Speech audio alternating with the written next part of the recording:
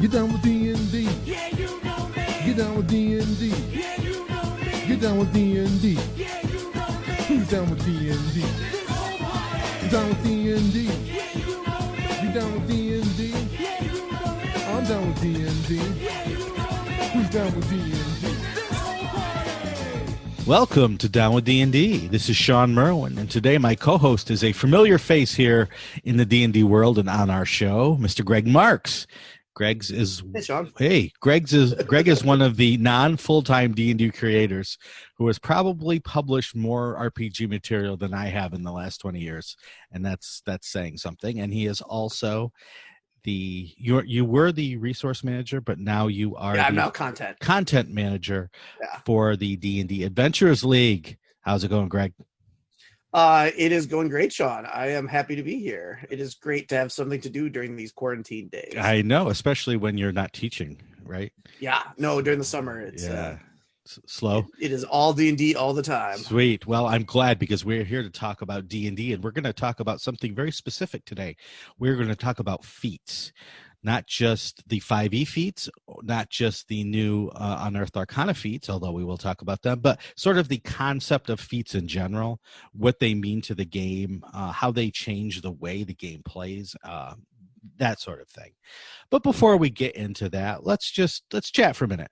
For any new listeners who haven't listened in the last, 2 months since you've been on before, could you just give yourself a quick introduction, let people know who you are and what you do?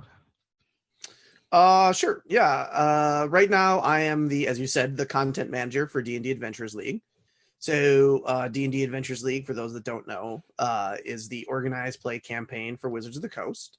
So we put out a series of adventures that complement those adventures that come out in hardcover, as well as provide support. We arrange the various contests, various competitions, anything that happens at a convention often involves us, that sort of thing. So a lot of that sort of thing. Before doing that, I have worked in organized play, mostly for Wizards of the Coast for a long time, and always as either a volunteer or a freelancer. Mm-hmm. So somebody who's contracted, not ever anyone who's been full-time. As you mentioned, as a full-time gig, I've been a college professor or high school teacher most of my life. So yep, the hardest working chemist D&D creator I know. Yeah. Other than that, I mean, I work as a freelancer. I've worked on a lot of products for a lot of different companies. Mm-hmm. Let me kill that noise. I've done some stuff for Shadowrun Missions. I've worked for Fantasy Flight. I've done gigs for just about everybody. Right. One point or another. Cobalt Press. Same as you. Yeah. Anybody who wants to hire you for some little thing, usually over the summer, often, or some school break. So you've worked on not just D&D, but a lot of RPGs. Oh yeah, lots of different. And while most of it has been adventure design, some of it has been the more crunchy stuff, right? The rules, mechanics, and so on. Yeah, definitely. And that's why I wanted to have you on to talk about feats. But before we get to that, again, I wanted to talk a little bit about Adventurers League. The new season storyline was just announced. Icewind Dale, Rime of the Frostmaiden. So what's up in the D&D AL world in this interim? And what's going to be coming down the pipe for season 10? And that you can talk about. We'll have two stories going at the time. So there's a season 10 story, and then a one we call our Dreams of Red Wizard story, which is for higher level, more invested players. Mm-hmm. So the ones that's going to complement the season 10, the Frost Maiden storyline, we are taking sort of two minor things mentioned in the book, sort of that are mentioned as here's a little rumor, sort of a side quest that is very brief. Mm-hmm. And we have taken those stories and made them significantly more and much more involved and built a whole nother story based off of it. Yep. Okay. And so you are able then to play not just the hardcover, but you are also able to play the Adventures League storyline and still sort of be in the same world, so you Yeah. can supplement it. You can in fact do either. So yeah, the intention is that it's easy to move back and forth, and one supplements the other. Mhm. Or if you just want to play through our storyline, or just want to play through the hardcover for that matter, all those options are available to you. Cool. So your Adventures League character can do any of those three things. So either the back and forth, just pick the hardcover, or just pick the storyline from AL. And the adventures, we post them on the DMs Guild. Each one's a couple dollars. Most of it, about a little over half of it, of the royalties go back to the author.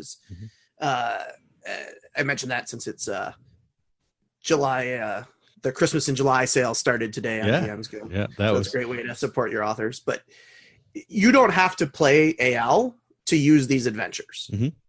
Yeah, so I mean, if let's say you're thinking of playing Rime of the Frost Maiden at home, and you're wishing there was a little bit more content, this is great pre-made content, even if you don't want to play it Adventures League style. Yeah, and that's something I've noticed in the last couple of hardcovers, actually, is that instead of being this sort of linear story that you have to play from start to finish, even the hardcovers have been a little bit more sandboxy, a little bit more room for the DM to add in their own stuff.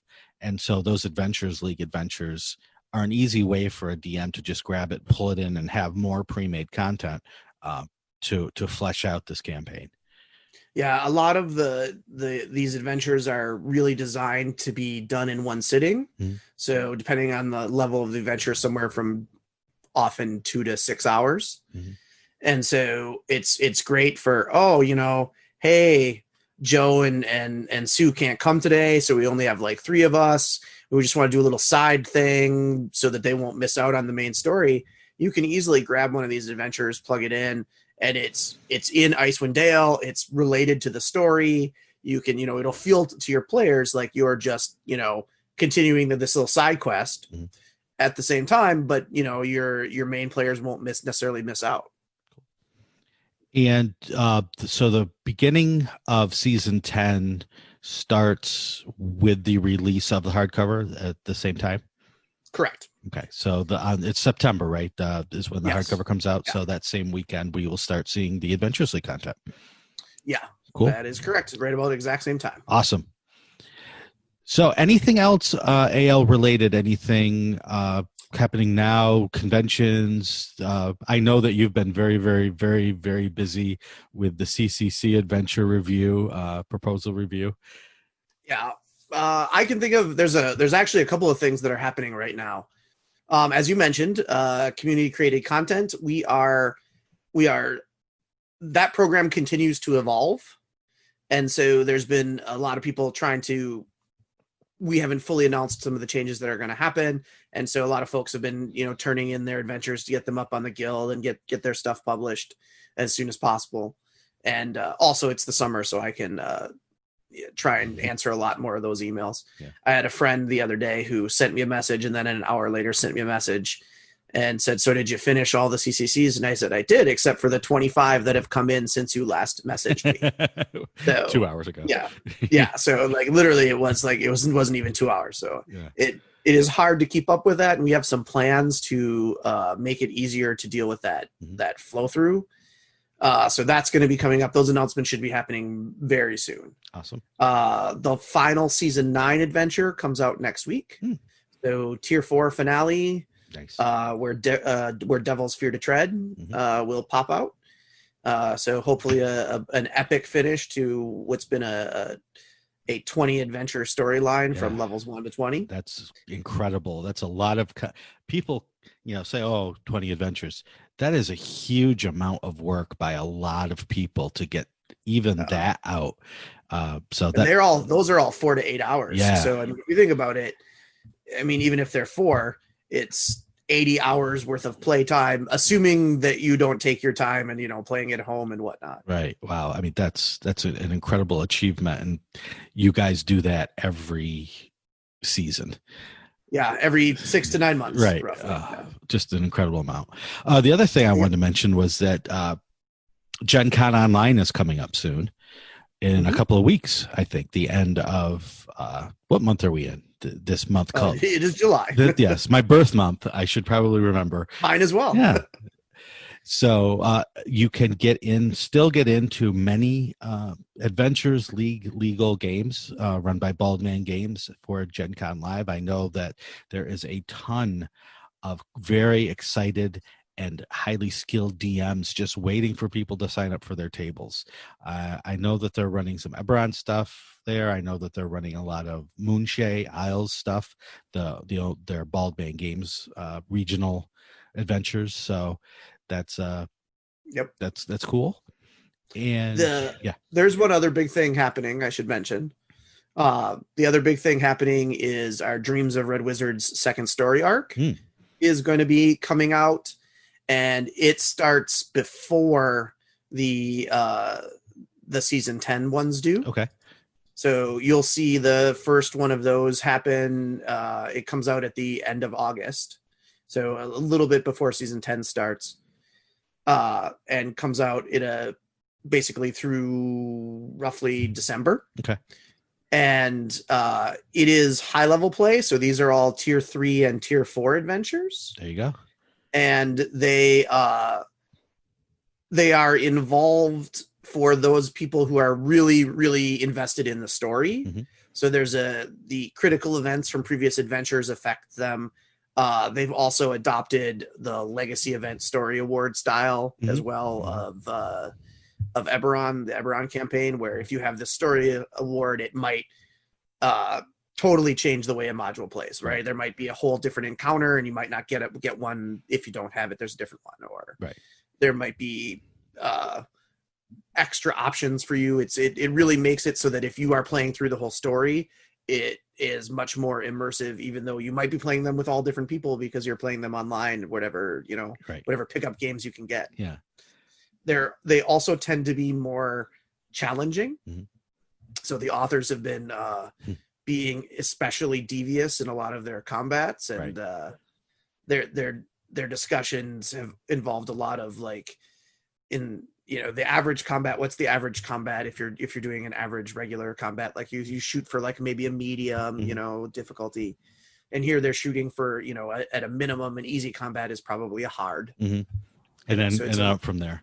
Yeah, and up from there. Right. And so with the idea that, you're tier 3, tier 4, these are characters that you've been building throughout many AL storylines and, packed with magic items and lots of creative play that you're used to being able to do fancy things. Right. Yeah. So, and that's super important to have in an organized play campaign, as you well know, because the delta between sort of the inexperienced or the new or just the casual player can be huge when compared to a very buffed high level group that plays together all the time and uses every rule to their advantage and has mined every adventure for all the best magic items that are perfect for their character. And so to make something that fits both of those groups is hard.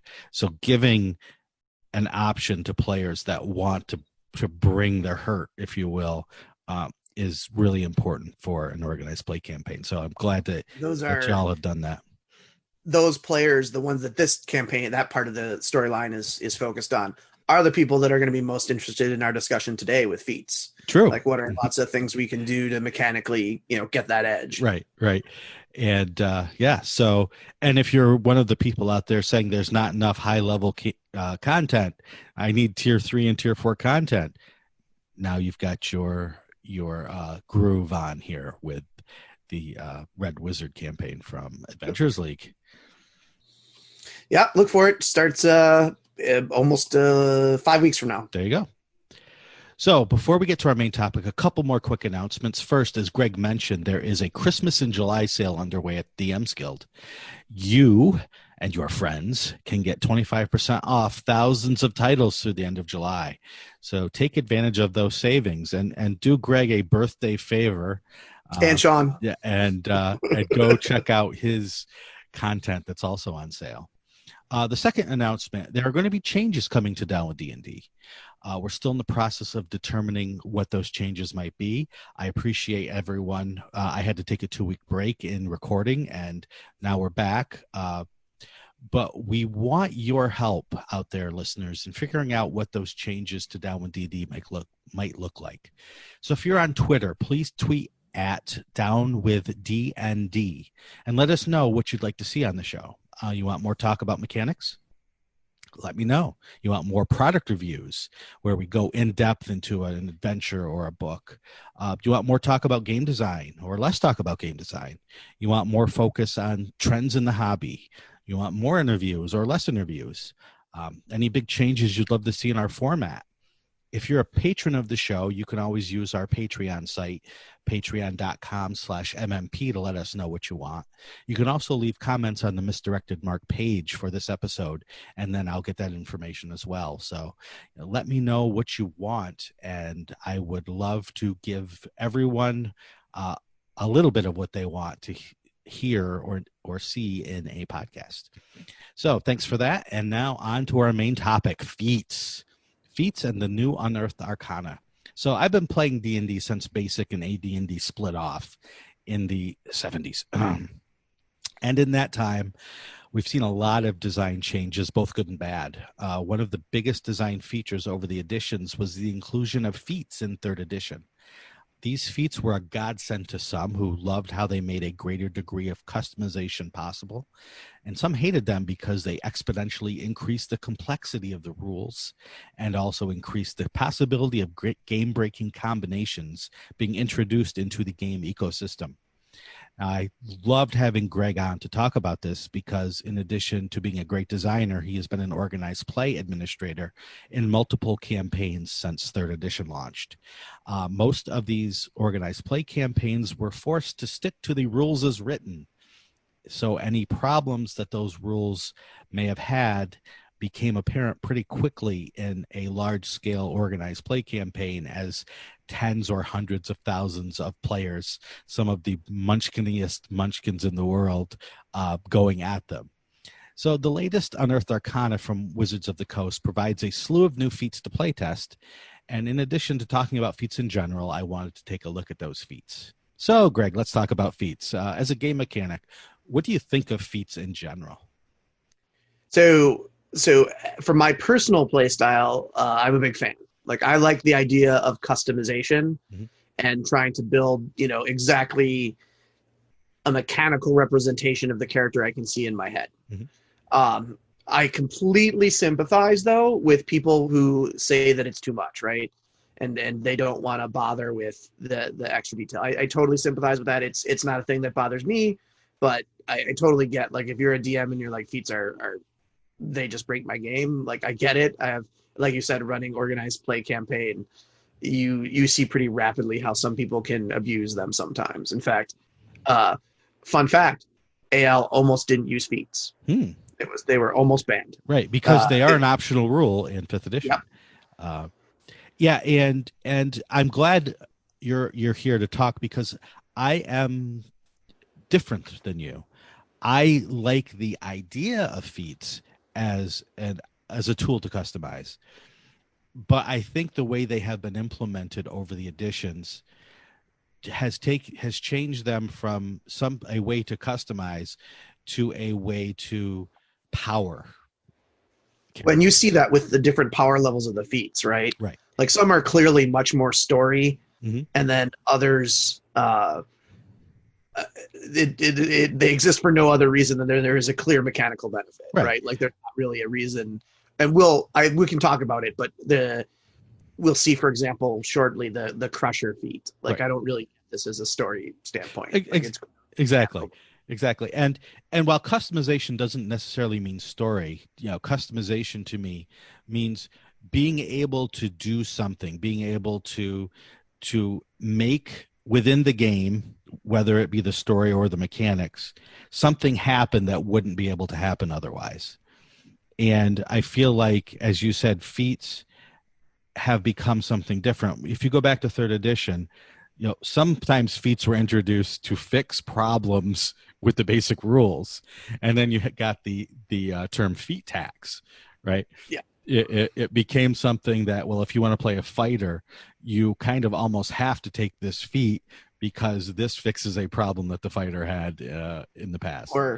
Or you want to take this in 3-5, this prestige class that is more powerful than others, but it has a feat tax of these totally two worthless feats that you will waste your feat slots on taking. Right. And you can balance that. If you're very careful, you can make, in order to get this, you have to take this feat, which may not be as powerful, but it in the long run leads to something that's more powerful, so it balances out. The problem with that is the more gears you add and the more complex you make this beast, the less and less likely you are to keep that power balance. It's one of the reasons why WotC, when they originally came up with the idea of Adventures League, part of the balance, the letting feats in along with other things, was the idea of PHB +1. Mm-hmm.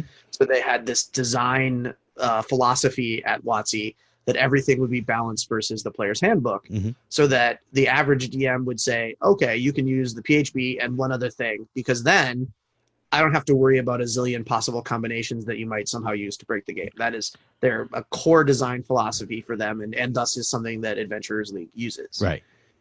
You don't have to worry about, hey, I'm going to take this feat from this supplement and this spell from that one and this race from that one, and if I put them together, I can do this thing that was never really intended. Sure, and that makes perfect sense, and that puts the onus on the DM to, if you want to allow more, go ahead and do that, but that's not the base assumption, which sometimes I think Adventures League players forget, whether they don't understand it to begin with or they're willfully ignorant of that concept, that this is the way the rules were meant to be.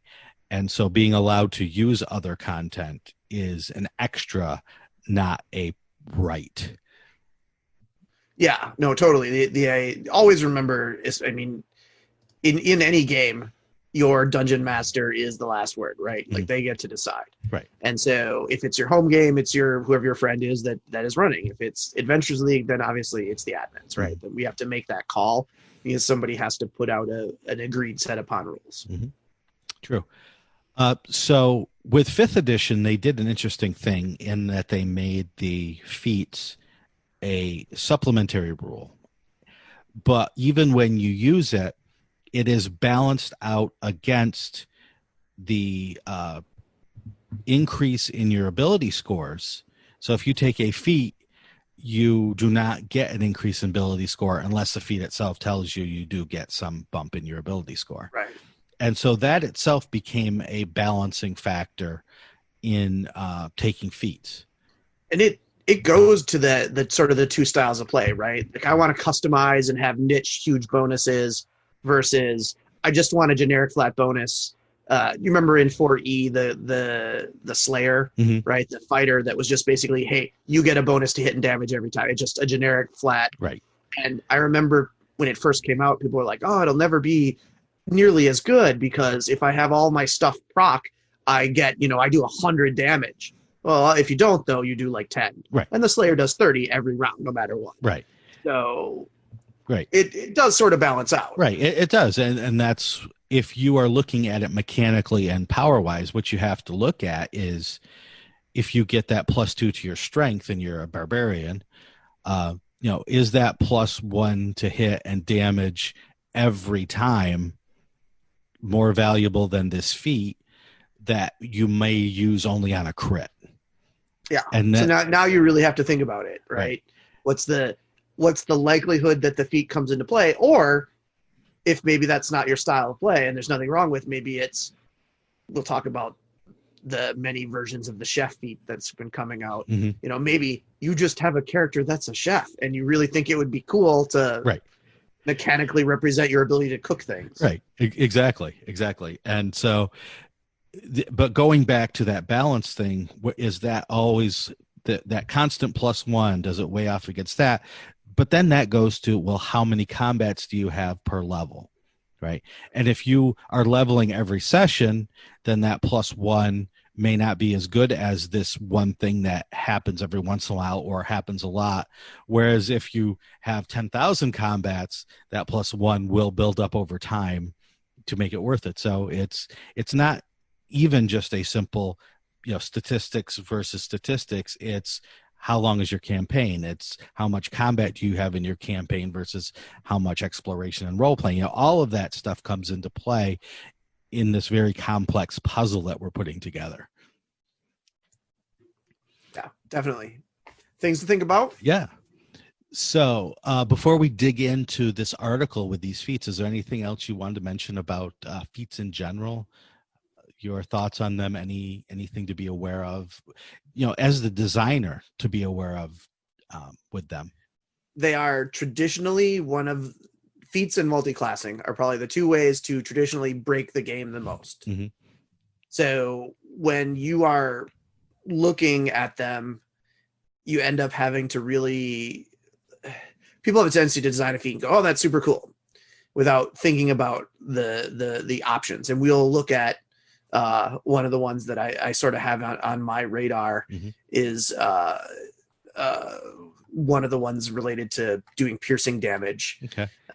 And I see a lot of possible ways you could try and min-max this, and some wording that maybe we'll talk about. Okay.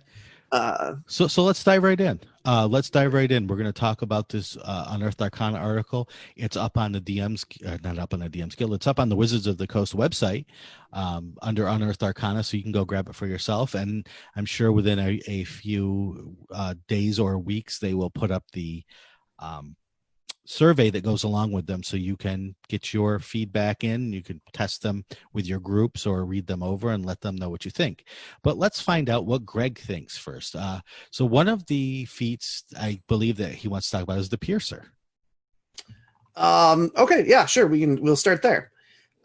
So there's actually 3 feats. So there's Crusher, Piercer, and Slasher, right? Basically, I wonder where they get those from. Yeah. So there's the 3 types of damage. They all give you a stat bump. They all do something where if you hit, something happens, and if you crit, something happens. Right. The first thing I want to say is that I disliked that the on a crit for Crusher and Slasher was the same. Okay. So they went out of their way to make Piercer different. I feel like the on a crit for Slasher should be different as well. Okay. Just because they're totally different weapons. And if you were going to try and do something story-wise, like I'm really good at fighting a certain way, I feel like your benefit should be different. Right. Okay, so for Piercer, it's you increase your strength or dex by 1. So by taking the feat, you actually do get an increase. Yep.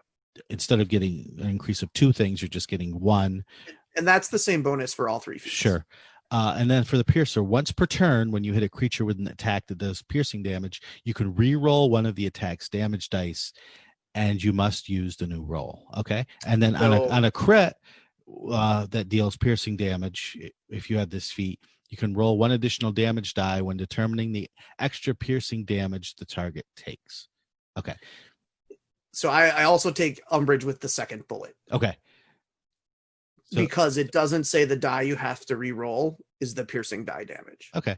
So if you're also doing sneak attack. So sneak attack, green flame blade. So I'm picturing mixing this with I've got a pike, so I'm doing D10 damage, but I'm also got my green flame. Maybe I'm great weapon mastering. You could also be polearm mastering, though pike is suboptimal for that choice because you don't get to use one of the abilities of polearm master, a thing you also think about when combining feats. Yes. But this idea that you get to reroll dice based on piercing, except you don't have to reroll the piercing dice, at least according to the way it's written. Right. And then there are also some abilities or feats that let you re-roll dice anyway. Right. So, and it doesn't talk about what happens when you get multiple sets of rerolls. Right. So I thought about that. Yeah. Well. So you're rolling a D8. If you roll a 1 or a 2, you get to re-roll. And then you do, and then another or this feat lets you re-roll. Okay. Yeah. So what do we do with that? So and when I start to get to re-roll, because it does piercing damage, but I get my other thing lets me re-roll specifically piercing damage. So I'm going to use that one first. Okay, that one's okay. Mhm. Well, this still lets me reroll. I've got my green flame blade on my pike, Mhm. so I'm going to now reroll the fire damage. And then even if that's a 1 or a 2, maybe I have elemental mastery. Oh, well, I still get to count the 1 as a 2 if I reroll and it's bad. Yes. So So not only could it be overpowered, it's also just way too complicated. I worry about the time, Yeah. right? Like I hate people, anybody who's well, wait, I got to calculate the odds on if I should reroll or not, and then wait, I get to reroll again. Yeah. I could reroll again. Yeah. It slows things down. Yep. There's a game term we throw around called latency, right? It's when you say what you're going to do and when you finish what you were going to do, how much time was in there. And that time that you spend doing that, the other players aren't doing anything, which can be bad for a game. Yeah. Yeah. No one wants to watch another person reroll their dice repeatedly. True. Right. Yeah. I mean, maybe there's a little bit of excitement if this is the big fight and, you're the only one up or something, but most of us just don't want to stare you while you reroll dice. And one thing that also comes into play here, which I've become much, much more cognizant of recently, is online play when you're trying to set up your dice to do the things. So you only need to press the button once and it will take care of all of that for you. And this is just, you do have things that count 1 and 2s as 3s or that re-roll for you automatically, but adding this in is just one more step programmatically that companies that want to do or facilitate online play will have trouble handling. Yeah. And then deciding which, some of them are specific as to which type of dice you roll. This one isn't. Yeah. You got to be, I would not be excited for the companies that would have to figure out how to implement this. Yeah. And so let's go back to Crusher, since that Sure. is of the same ilk. With that, when you increase your strength or dex by 1 to a maximum of 20, once per turn, when you hit a creature with an attack that deals bludgeoning damage, you can move it 5 feet to an unoccupied space, provided the target is no more than one size larger than you. And when you score a critical hit that deals bludgeoning damage to a creature, attack rolls against that creature are made with advantage until the end of your next turn. That last part is really good. Yeah. Yes. But not nearly as good. So good. Right. But then compare that now to Tandem Tactician. Right. Which is also. Yep. As a bonus action, you can do help. Mm-hmm. And not only if you are helping as an attack, you can help 2 people Attack the same target. attack the same target. Yep. And they get advantage. Now, being able to use help as a bonus action is huge.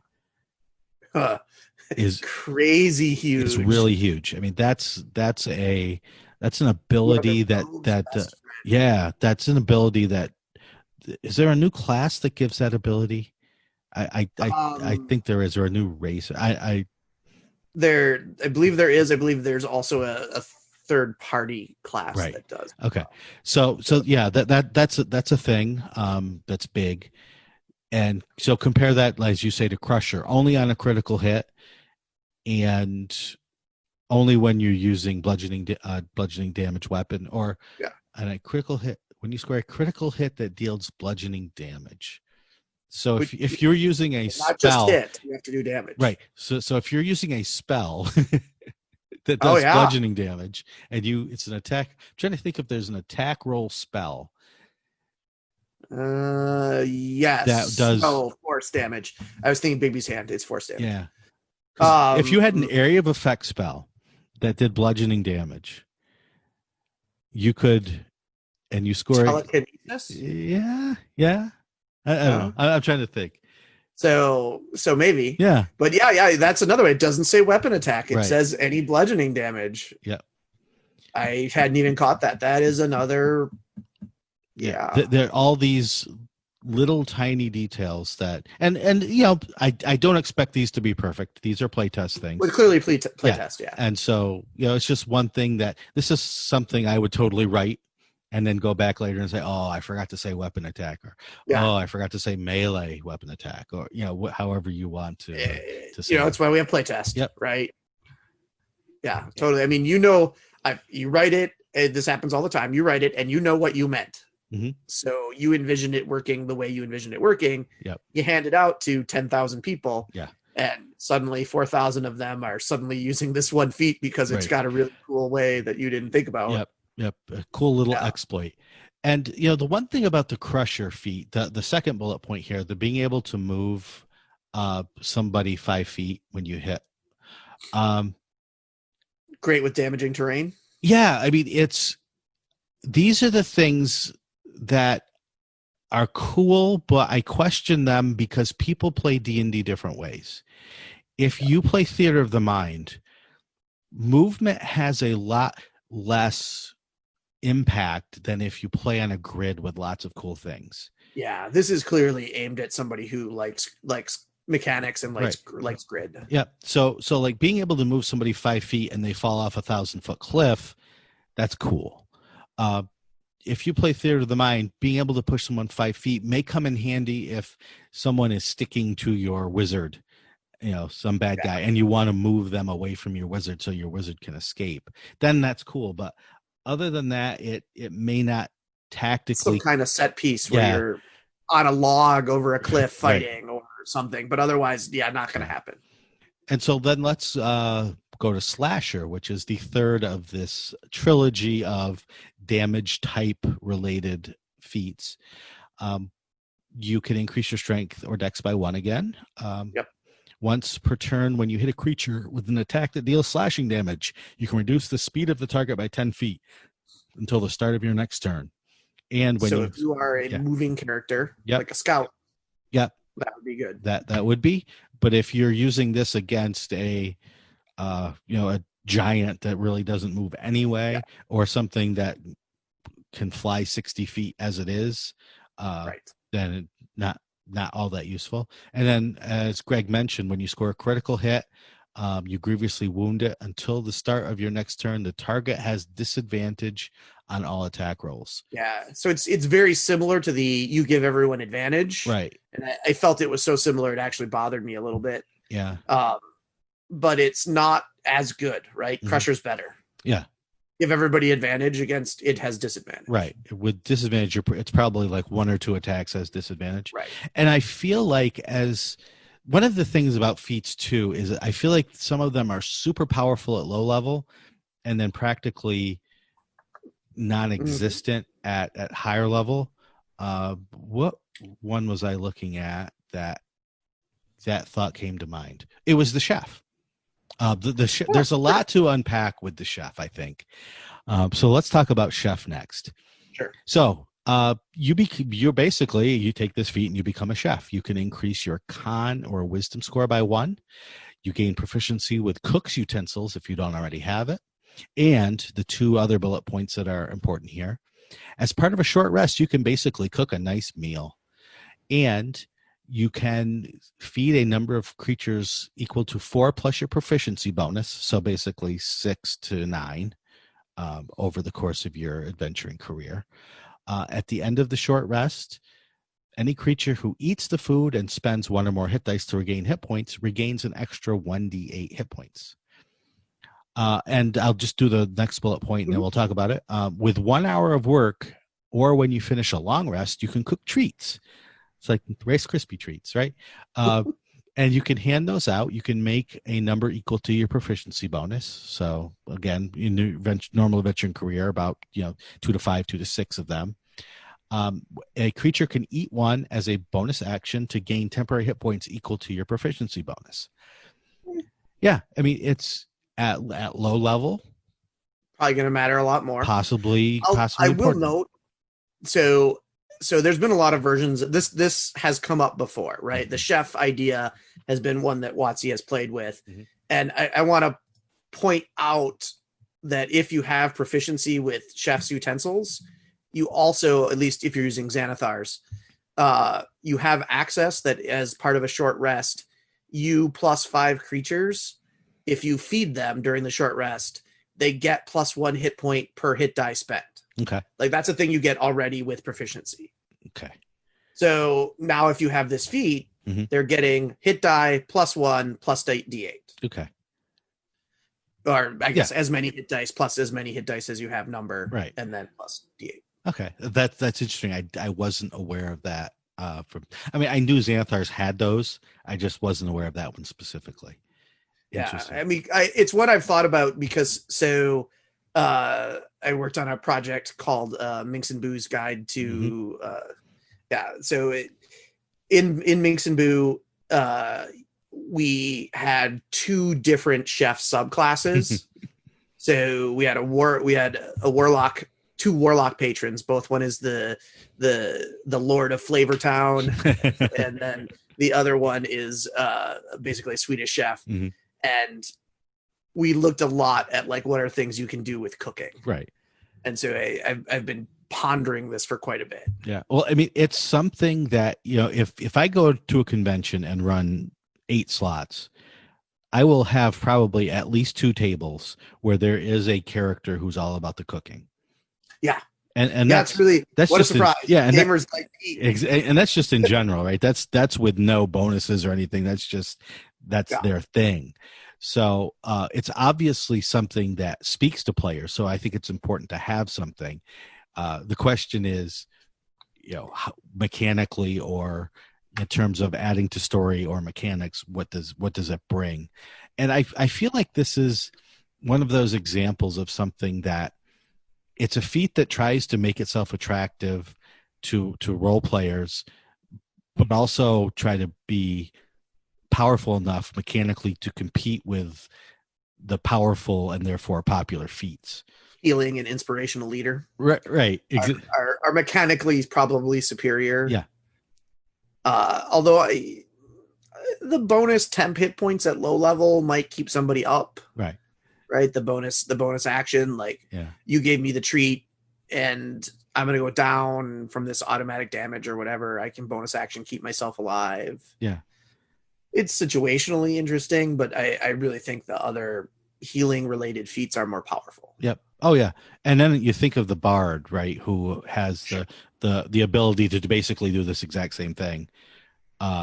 So if you're a bard, can you sing while you cook your chef bard? I have seen chef bards before. Yeah.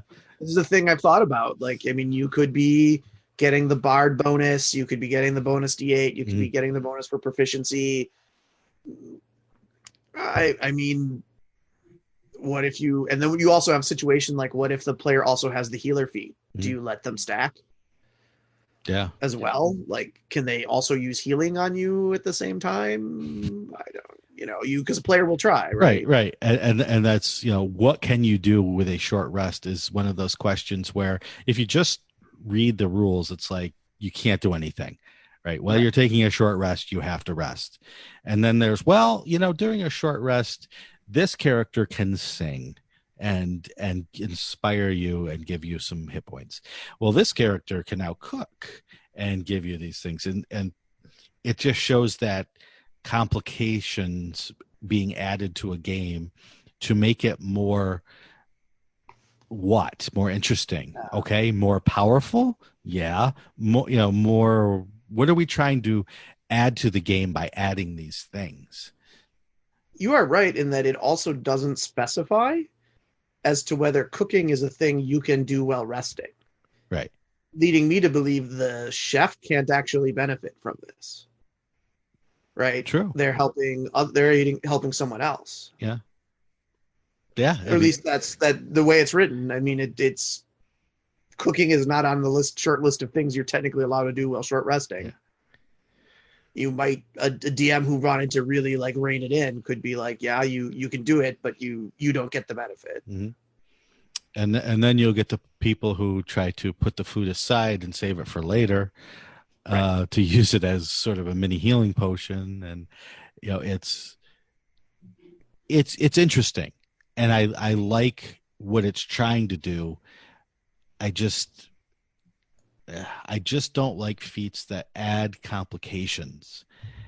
As the complicating factors need to be offset by the coolness and the role playing and all of those things to make it worthwhile. And if it goes beyond that, it turns into something else.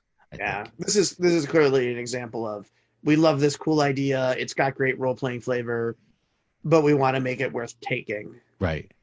and I feel like it's not quite balanced out or right at the Yeah. moment. Yeah, and especially at high levels again, right? I mean, if you're 18th level, this hit point, extra hit point you get, or extra D8 hit points aren't going to mean anything, and Or you're the 5 temporary right. hit point. I mean, we were playing a campaign we were only like 11th level, and three characters had different ways to give everyone temporary hit points. So it was like, well, how many are you giving? Oh, only 12. Well, I'm giving 14. So, so it's something that I feel needs, when the feat is created, needs to scale better than that does.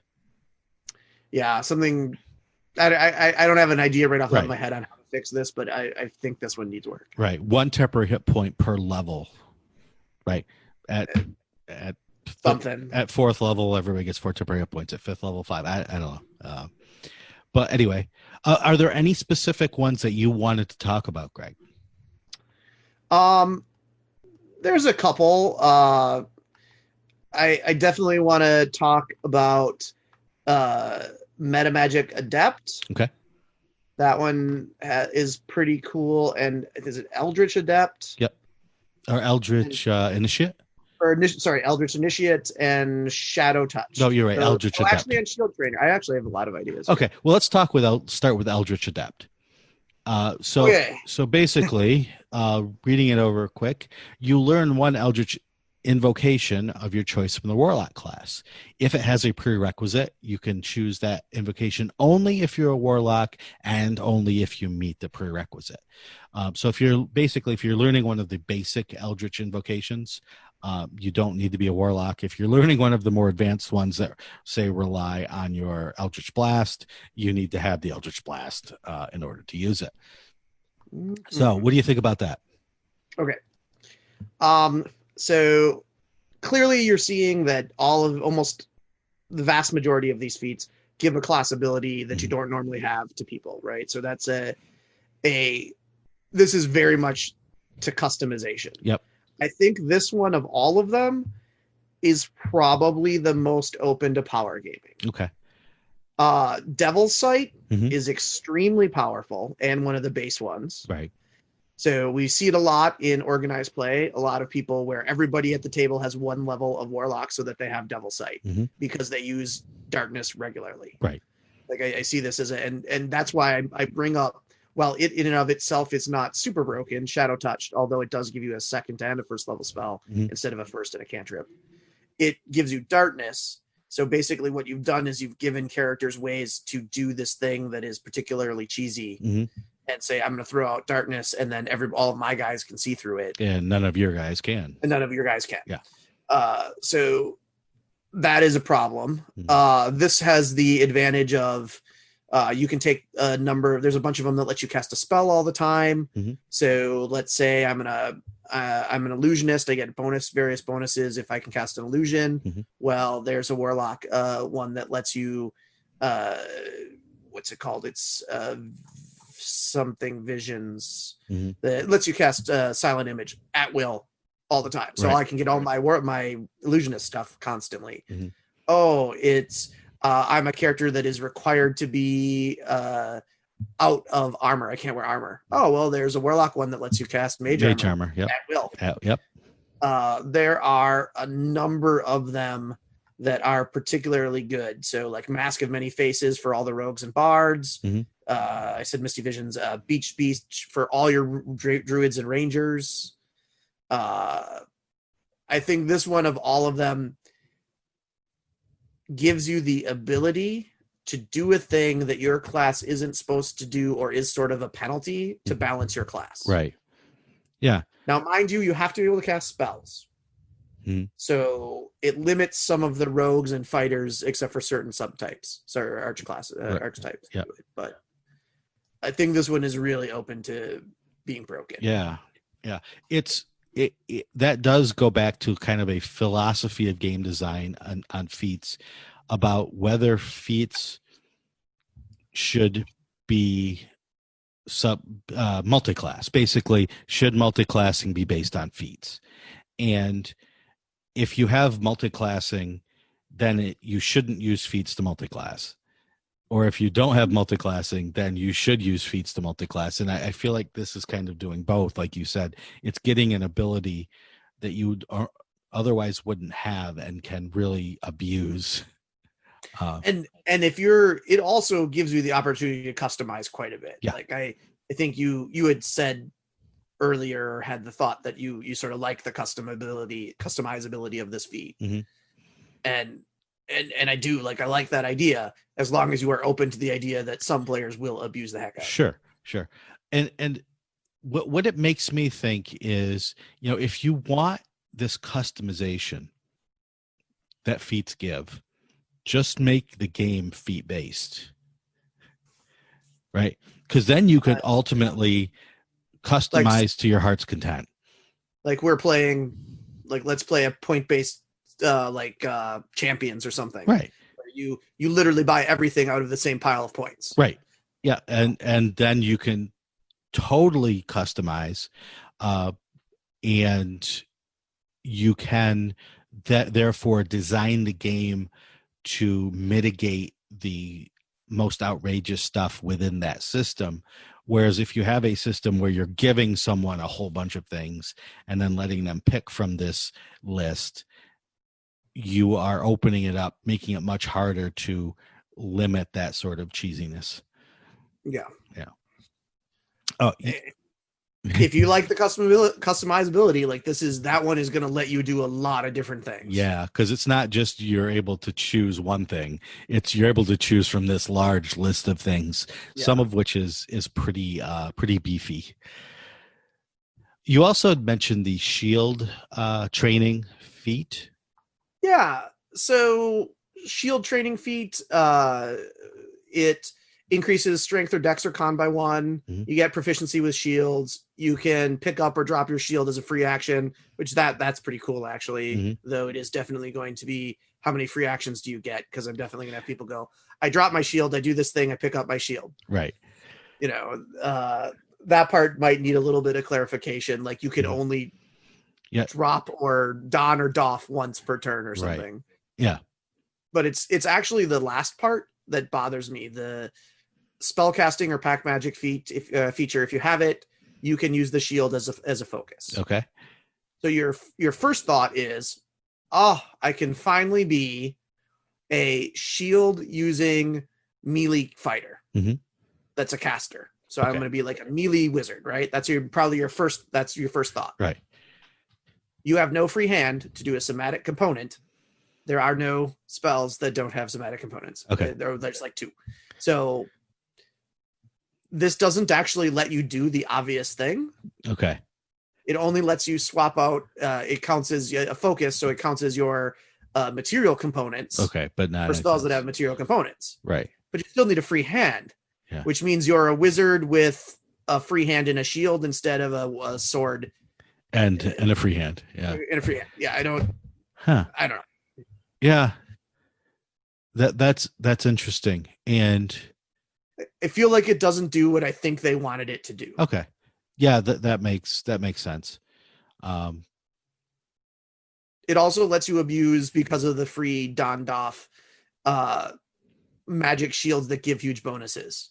Like, I fight two-handed, but now I'm gonna just hold my weapon in one hand and pull out my shield for free of spell resistance. So when I'm not fighting, I have spell resistance, but when I am, I put it on my back for free. Gotcha. Yeah. It's the whole Don Doff thing is problematic anyway. In terms of that's one thing I know a lot of players don't want to deal with when they're playing is, okay, what are you holding in your hand? And I need to switch out. It's like, either leave it in your hand or don't. Yeah, and let's get rid of the rules that let you switch at all, so we don't have to deal with that. Yeah, it sort of implies that they intend it to be once per turn. Mm-hmm. I'm not sure I 100% feel like it's super clear on that. Right. And maybe if they spelled that out very specifically, then you could only do the sort of cheese I was thinking about every other turn. So you only have spell resistance, for example, every other turn. Well, so normally to don and doff a shield, is it an action? I think it's an action. Yeah, I thought it Now was you've an got action. me- And normally you would only get one free object interaction on your turn. I think that's the rule, but So I think that's the implied rule. right. I've definitely seen people who argue, well, it's free, so I take as many frees till the DM says I can't. Well, that's going back to Yeah. third edition rules there, I think. But- and I think that's part of my issue with this one is it isn't super clear what you Right. can do. Right. The rules themselves aren't clear. So piling onto a rule that's not clear will make any rule piled onto it also not clear. And if you are playing, I'm nothing against players because I'm a player as well. But I guarantee you someone who's doing the free Don Doff is probably not going to, 90% of them are not going to be like, hey DM, here's how I think this works. And just so you know, this is what I'm doing. Mm-hmm. Especially at like a convention where you don't play with people regularly. Right. They're going to be doing it till somebody goes, wait, How how are you you? do Yeah. And then it becomes the 20-minute rules discussion during Yep. a 40-minute slot where you are trying to run an adventure that takes 5 hours to run. Yeah, exactly. Yeah. So that's one that I feel like it was intended to do a thing that it doesn't do, and then I think it piles, like you said, piles on an already not super clear rule Yeah. that make it more or less clear. Yep. So what we have time for one more. What would you like to talk about for the final one?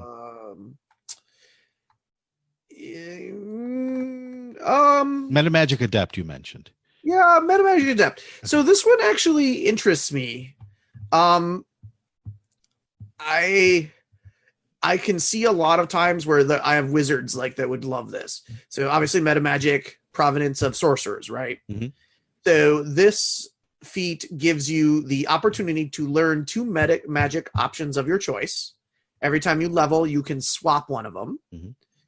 You get 2 sorcery points, and these don't scale. Okay. So if you already had sorcery points, it adds on top. Mhm. Great if you, by the way, were multiclassing Mhm. with sorcerer just for like 1 or 2 levels of sorcerer, and you want to get more sorcery points. This is a great way to do it. Gotcha.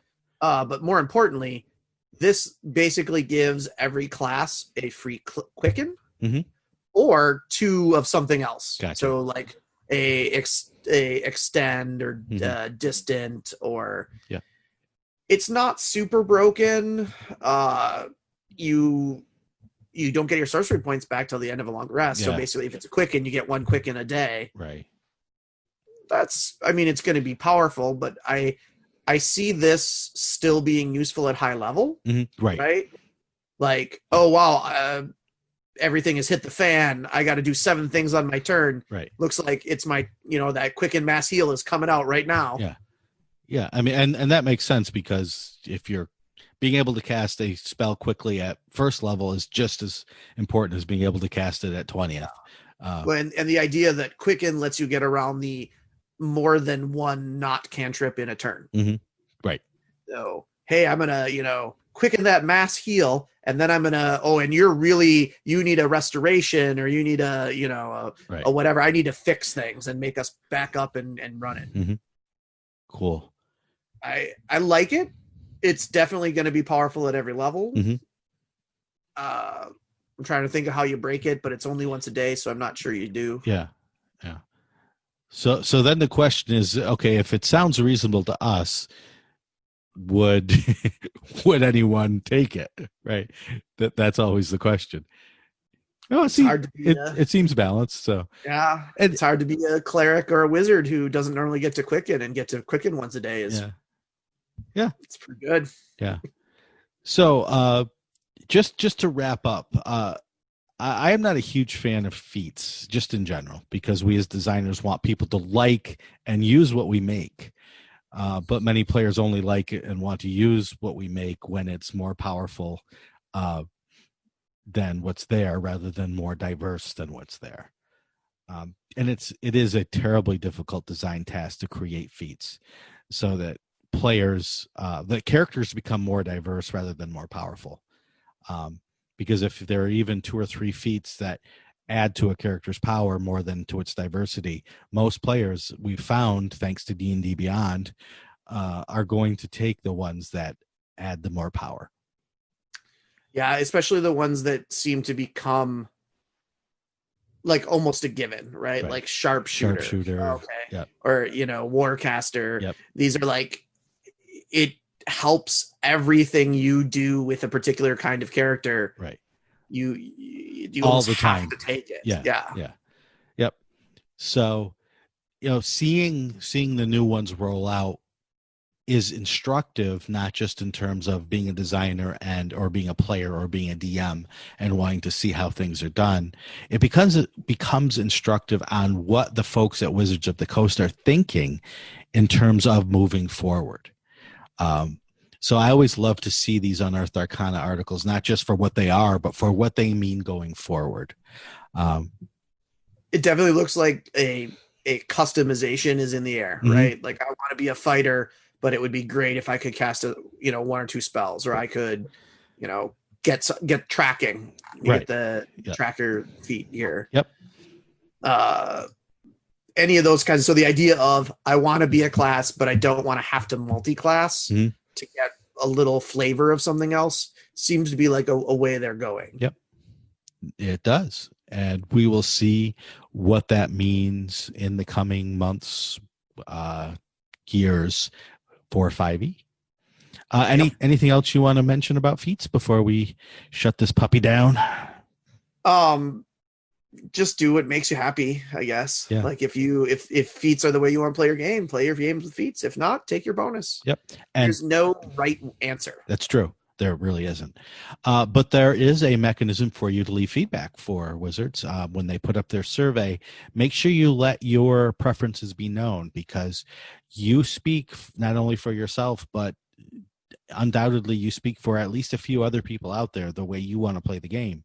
And so by speaking up, you are letting Wizards of the Coast know that you are one of a multitude of people out there who like your game to be played a certain way, and that, like the original playtest of 5e and D&D Next, lets them know what sort of product they are going to create. So don't be afraid to do that. And realize that so we just talked about this in a WotC meeting the other day. Whenever you are putting out a book that has crunch, it adds roughly a third of time to the time it takes to put out that book, because the level of playtest is so much more excessive, especially when you find things like, hey, look, the chef feat, this is like the 3rd or 4th time they've taken a crack at this idea. Yep. Like, some of these things you have to go over it and over repeatedly. So whereas a storybook, sure, we put it out, we play test it once or twice, and then, make some adjustments, play test it again, but it's not like the level of these mechanical books. They take a lot longer. There's a lot more involved. For sure. I know that from personal experience writing the Acquisitions Incorporated book. Yeah. It takes so much more effort. Yep. So anyway, thank you, patrons, for being out there listening and for helping us keep the lights on. If you'd like to support the show, you can do so by becoming a patron at patreon.com/MMP.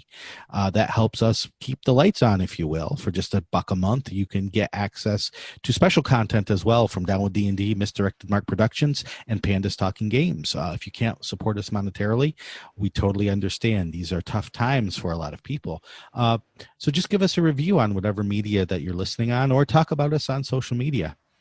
Hey, Greg, thank you so much for coming on the show and sharing your expertise with us. I'd love to come. Let me know and help you out whenever you need. Sounds good. Where can people follow you on social media or follow your work?